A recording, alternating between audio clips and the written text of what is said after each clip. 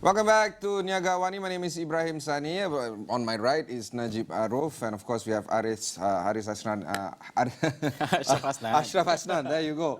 It's a full house this morning. So in early 2021, Gartner released a new forecast for low-code, no-code development tools. Now, of course, this is driven by an increase in remote work due to the COVID-19 pandemic.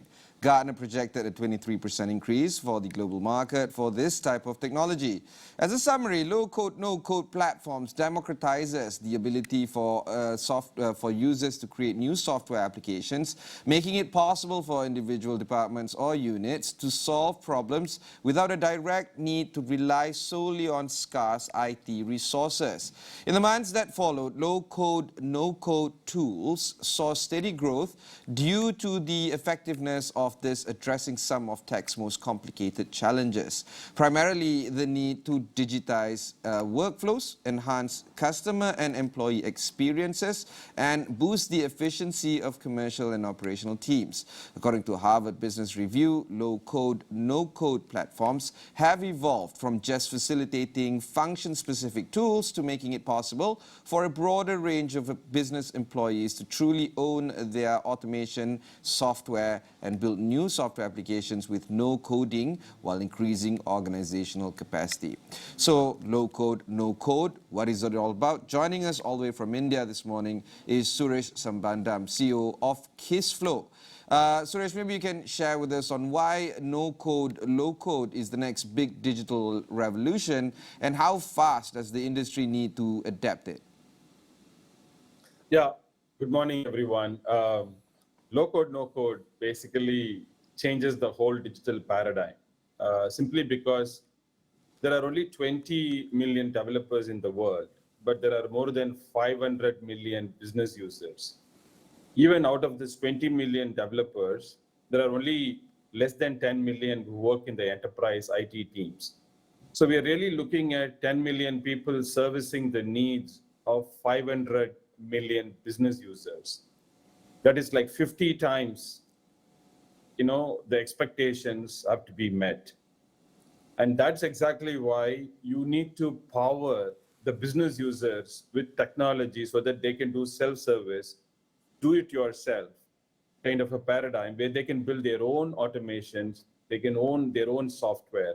And that's why low code, no code is going to be a massive revolution.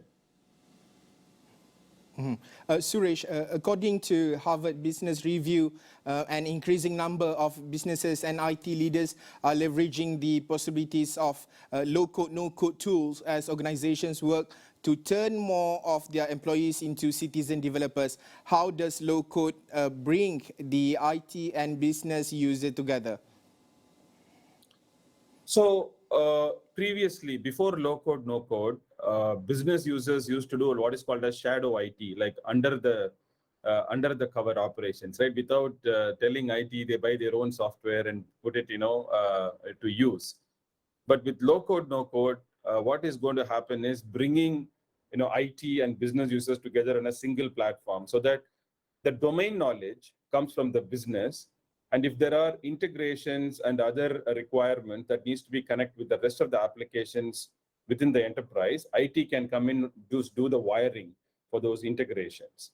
And that's how low code, no code comes together as a single platform to bring IT and business users together. At a summary level, business build the domain applications and IT brings the IT integration so that, both of them work together and make the digital automations working.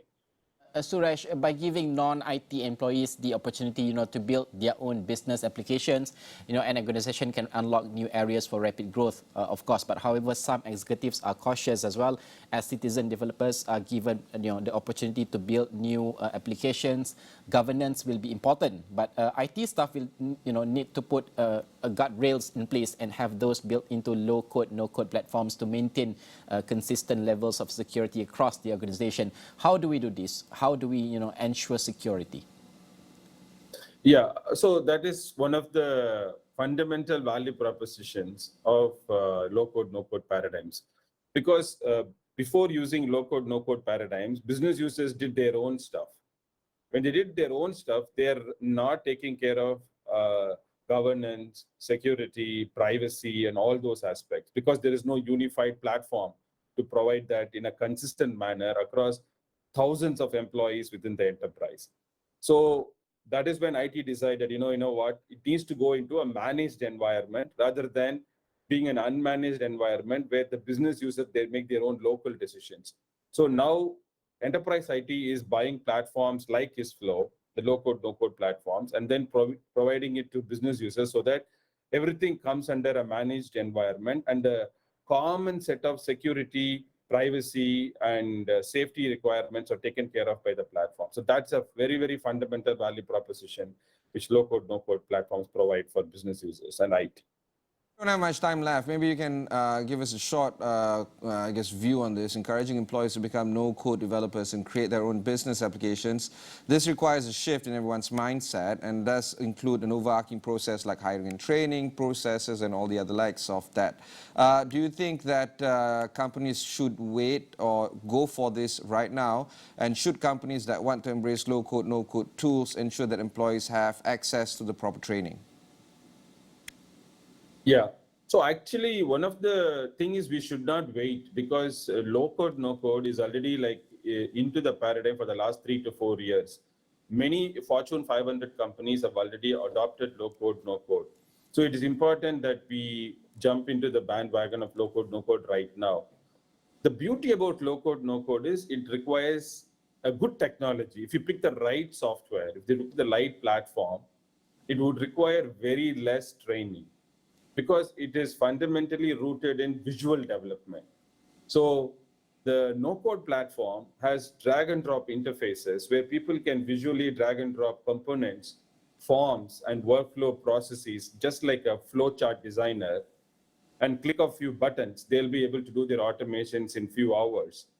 So if you pick the right platform, the users will be able to learn and do automations on their own under 1 week's time frame, and most of the learning happens via videos.